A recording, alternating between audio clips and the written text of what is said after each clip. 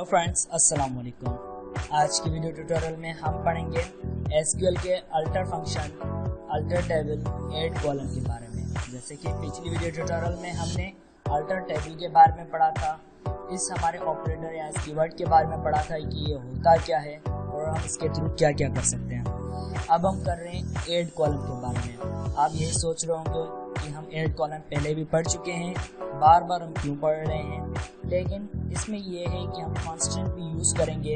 इसलिए जो हमने पढ़ा था उसमें हमने कंस्ट्रेंट यूज़ नहीं किए थे, तब हमने हालांकि कंस्ट्रेंट पढ़े ही नहीं थे।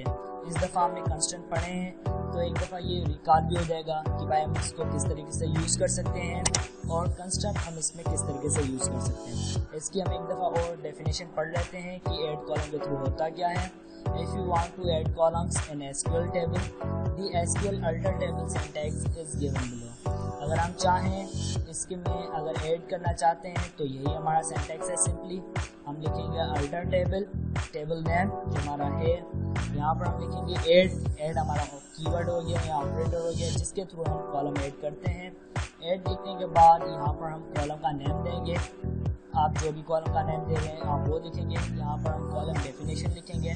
कॉलम डेफिनेशन से मुराद ये है कि आप इसमें क्या कर सकते हैं कि भाई ये कौन सी डेटा टाइप है, साइज़ क्या होगी इसकी, इसमें कौन से कंस्ट्रेंट्स होंगे या क्या होगा, ये सारी हम यहाँ पर स्पेसिफाई करते हैं इसकी डेफिनेशन। तो इसके लिए हम इसको कॉलम डेफिनेशन कहते हैं। अभी हम क्या करेंगे, CMD में जाएंगे। CMD में जाकर हम प्रैक्टिकल करेंगे। तो यहाँ पर मैं CMD में आ गया हूँ। आप देख सकते हैं कि हमारा SQL सक्सेसफुली रन हो रहा है। अब हम यहाँ पर क्या करेंगे, हमारे डेटाबेस को सिलेक्ट करेंगे। तो उसके लिए हम लिखेंगे यूज़ DB जो हमारा नया डेटाबेस है, सेमीकोलन इंटर। यहाँ पर हमारे पास मैसेज होगा। आप देख सकते हैं कि हमारे पास हमारा डेटाबेस सक्सेसफुली सिलेक्ट हो गया है। यहाँ पर लिख के आ गया है डेटाबेस चेंज। आपको याद होगा कि हमने एक नया टेबल बनाया था रिजल्ट नाम का। तो अभी हम क्या करते हैं, उसकी वैल्यू को सिलेक्ट करते हैं। तो उसके लिए हम क्या लिखेंगे simply select all from result, last में सेमीकोलन मेंटेन। तो आप देख सकते हैं यहाँ पर हमारे पास रिजल्ट टेबल में जो भी डेटा थी वो सारी रिट्रीव हो गई है, जिसमें स्टूडेंट ID, नेम, सिटी और मार्क्स। लेकिन हम चाहते हैं कि भाई इनके मार्क्स के हिसाब से मैं इनको कुछ रिजल्ट भी देना चाहता हूँ कि भाई ये फेल है, पास है, फर्स्ट ग्रेड, A ग्रेड, जो भी इनका ग्रेड बन रहा है हम वो लिखेंगे। तो उसके लिए हमें एक नया कॉलम ऐड करना पड़ेगा। पहले तो हम क्या करते थे, अगर हम कोई नया कॉलम ऐड करना चाहते थे तो हम वो एक नया टेबल बना लेते थे। अगर आप जब हमने ये नहीं पढ़ा था कि कॉलम किस तरीके से ऐड करते, लेकिन कॉलम ऐड करने के बाद हमने ये पढ़ लिया है कि हम इसको किस तरीके से ऐड कर सकते हैं। तो एक दफ़ा फिर से हम इसको रिकॉल कर लेते हैं। हम सिंपली लिखेंगे अल्टर टेबल, यहाँ पर हमारे टेबल का नाम जो है रिजल्ट लिखने के बाद यहाँ पर हम क्या करेंगे, हमारा ऐड ऑपरेटर लिखेंगे। ऐड लिखने के बाद यहाँ पर हम हमारे कॉलम का नाम देंगे। दे रहा हूँ रिजल्ट, क्योंकि ये रिजल्ट भी हो गया एक किस्म का कि भाई ये पहले यहाँ पास है, जो भी हो रहा है वो एज ए रिजल्ट में इसका नाम दे रहा हूँ।